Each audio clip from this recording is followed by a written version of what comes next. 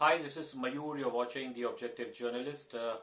Please subscribe to my channel and don't forget to press the bell icon. आज हम शुरू करेंगे एक अच्छी खबर से। नेटफ्लिक्स इंडिया ने अपने प्राइसेस कम कर दिए हैं। Do log on to their website to see the new pricing. खैर हम यहाँ पे नेटफ्लिक्स का प्रचार नहीं करने आए, but we are here to review the Netflix web series Aranyak. This is directed by Vinay Vekul with screenplay by seasoned writer Charudat Acharya. तो ये जो शब्द है अरानिक, इसका अर्थ है फॉरेस्ट ग्रोन या फिर वन का वासी।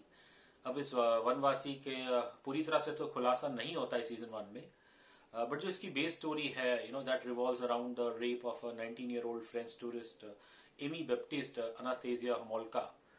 और this series is based in Himachal Pradesh. एक सिरोना नाम का शायद एक फिक्टिशियस टाउन क्रिएट किया गया है। तो इस केस की इन्वेस्टिगेशन लीड कर रहे हैं इंस्पेक्टर अंगद मलिक, परमव्रता चैटर्जी, और उनका साथ दे रही हैं एसएचओ कस्तूरी डोगरा, रवीना टंडन। दरअसल अंगद कस्तूरी जी की जगह पे आए हैं बिकॉज कस्तूरी जी ने 1 साल की छुट्टी ले रखी है।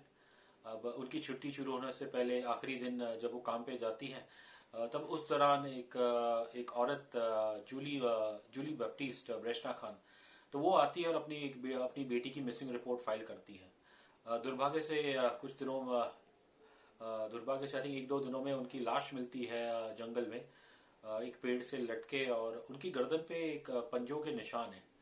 अब ये देख के सभी गांव वालों को, सिरोना वालों को लगता है कि ये काम तो उसी नर तेंदुए का है जिसने 19 साल पहले सिरोना में कहर मचाई थी।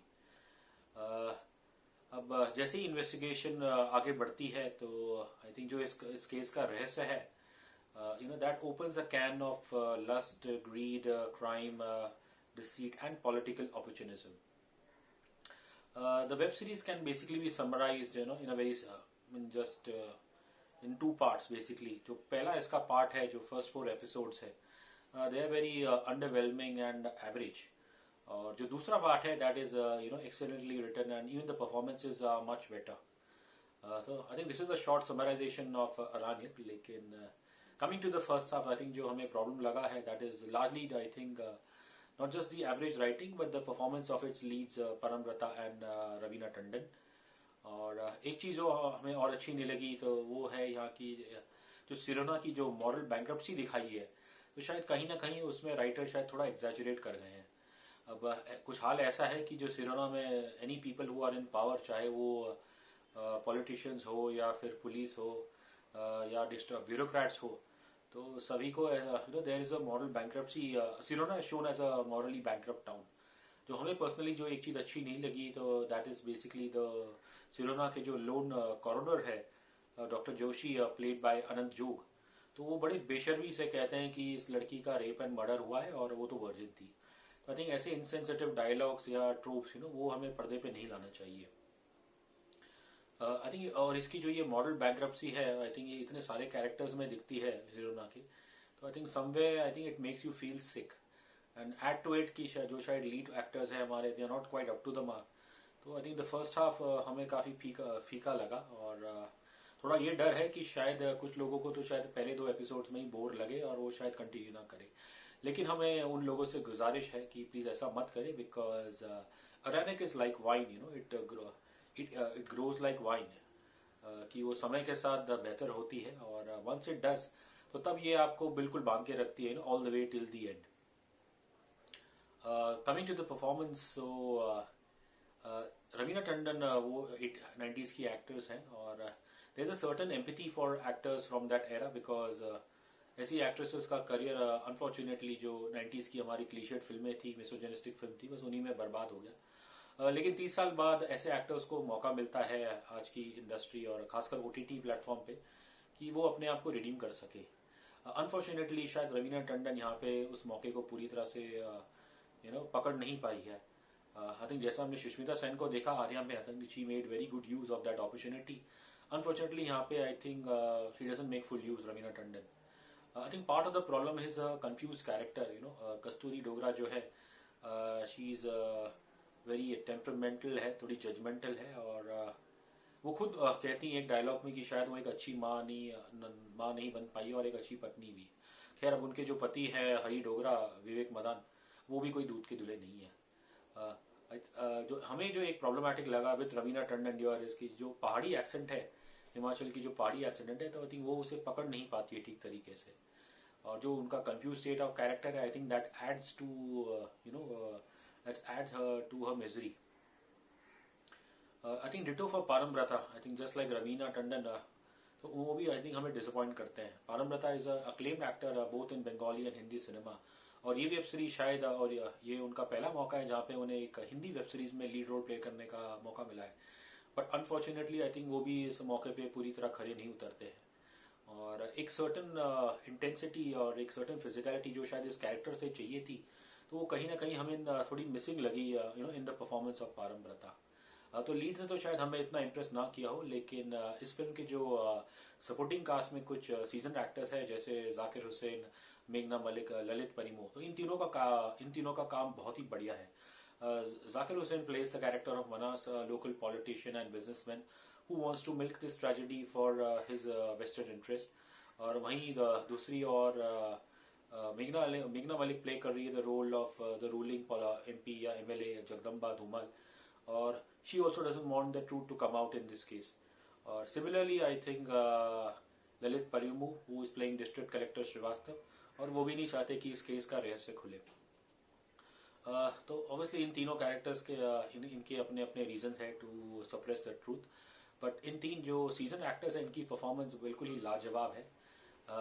ये तीनों एक्टर्स काफ़ी अरसे से काम कर रहे हैं और over the years they have made a space for themselves, but शायद जो एडुलेशन इनके पीयर प्रोटैगनिस्ट को मिला, तो वो कहीं ना कहीं शायद इन तीन एक्टर्स को नहीं मिला है। I think it's high time, I think these actors get their due.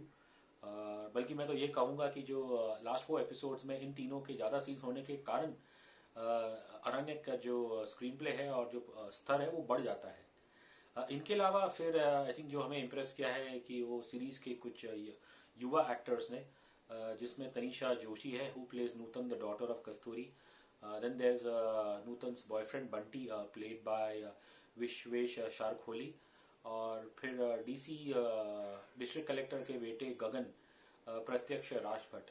तो ये तीनों युवा एक्टर्स हैं और इनकी जो कॉन्फिडेंस हमने देखा तो वो काफ़ी काबिल तारीफ है। So basically the performance of the 3 veterans and the young brigade, तो वो काफ़ी हमें इम्प्रेस करती है और बल्कि वही इस शो को हमेशा आगे बढ़ाती है। रही बात आशुतोष राणा जी की, तो he is playing the character of Mahadev Dogra, who's the father-in-law, who's a retired havildar and the father-in-law of कस्तूरी डोगरा। वैसे तो उनका नाम महादेव है, बड़ा स्ट्रॉन्ग नाम है, लेकिन जो उनका कैरेक्टर है, he is a bit of a weird. अब 19 साल पहले कि वो इस नर तेंदुए के शिकार के निकले थे, लेकिन शिकार तो उन्हें मिला नहीं, लेकिन नर तेंदुए ने उन्हें उनकी गर्दन पे अपना मार्क जरूर छोड़ दिया। अब एक दौर था आई थिंक 90s में जब आशुतोष राणा आए थे, तो ऐसी performances I think they were enough for him to win many awards. लेकिन अभी 20-30 साल बाद वही performance it falls under the ambit of a cliche. तो आई थिंक जो 3 मेन प्रिंसिपल लीड्स है, पारमब्रता, रवीना और आशुतोष राणा, कहीं ना कहीं इन्होंने थोड़ा हमें डिसअपॉइंट किया है। बट थैंक टू ललित परिमू, मेघना Malik, Zakir Hussain and the young brigade which keeps interest in this web series alive. एक चीज़ और जो हमें कहनी पड़ेगी कि इसमें इतने सारे कैरेक्टर है कि कहीं ना कहीं आपको डर लगता है कि is there not an overload. But जैसे जैसे इस केस के रहस्य एक धागे की तरह खुलते हैं, तो in the end all the dots connect well, linking all these dubious या फिर suspicious characters to the main crime. और एक और अच्छी बात है कि इस सीरीज में कि इतने सारे ऐसे डूबियस कैरेक्टर है कि आपको लगेगा कि कातिल ये हो सकता है, या फिर आप सोचेंगे कि ये सारे ही दोषी हो, because most of them don't know they deserve to rot in hell. Second half में जो पहली हाफ में गलती थी वो हमें सेकेंड हाफ में बिल्कुल नहीं देखने मिलती है। That is down to the improvement in the quality of writing, screenplay of Acharya and the performances. I think overall the performances are much better in the second half.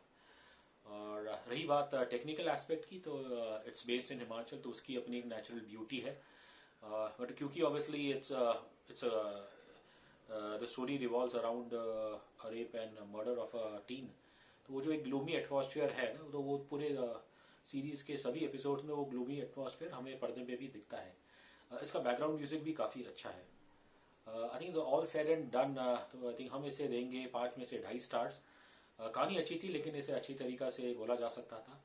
और एक चीज़ जो हम ऐड करना चाहेंगे तो वो ये है कि इस फिल्म का जो एक पार्टिंग शॉट है, तो वो हमें टीज करता है कि वो जैसे कहता है कि भले ही अंगद और कस्तूरी ने एमी के मर्डर का केस सॉल्व कर लिया हो, लेकिन जो नरतेंदे का रहस्य है तो वो शायद अभी तक खुलना बाकी है।